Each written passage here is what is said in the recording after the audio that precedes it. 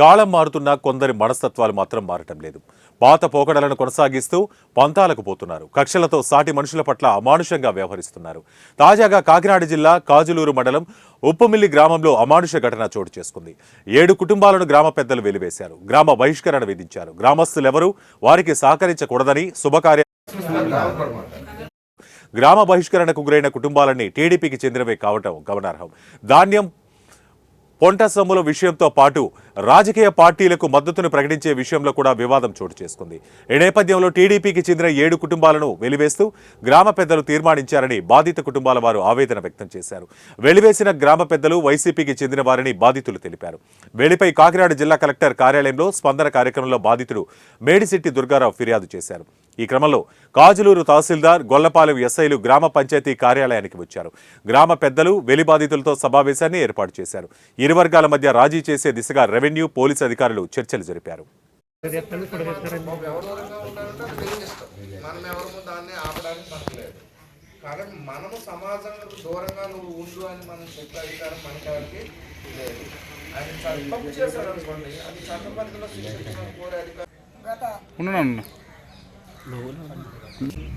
నేను మేడిశెట్టి దుర్గారావునండి.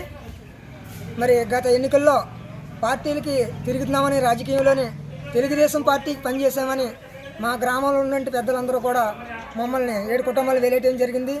ఈరోజు తహసీల్దార్ గారు, మా గొల్లపాలెం ఎస్ఐ గారు వచ్చి గ్రామంలోని గ్రామ సభ పెట్టి మమ్మల్ని కలిపేసి అందరినీ మమ్మల్ని కలిపి కుటుంబాలు ఏలేసిన కుటుంబాలను కలిపి మమ్మల్ని సుబద్ధంగా ఉండమని మాకు న్యాయం చేశారు. ఎంఆర్ఓ గారు, మా గొల్లపాలెం ఎస్ఐ గారు, మా గ్రామస్తులందరూ కలిసి వచ్చారు సార్.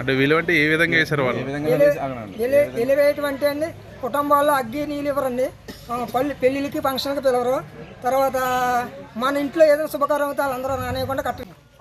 మిల్లి గ్రామంలో ఉన్న నేను ఒక నాయకురాలుగా, టీడీపీ నాయకత్వంలో నేను నాయకురాలుగా ఉన్నానండి. నా పేరు సత్యవతి. తెలుగుదేశం పార్టీకి వెళ్ళే కారణంగా మా గ్రామ పెద్దలు మమ్మల్ని సంఘంలో వేలేసారండి. 7 కుటుంబాల కుల బహిష్కరణ చేసి మమ్మల్ని చాలా విధాలుగా, ఎన్ని విధాలుగా మమ్మల్ని ఇబ్బంది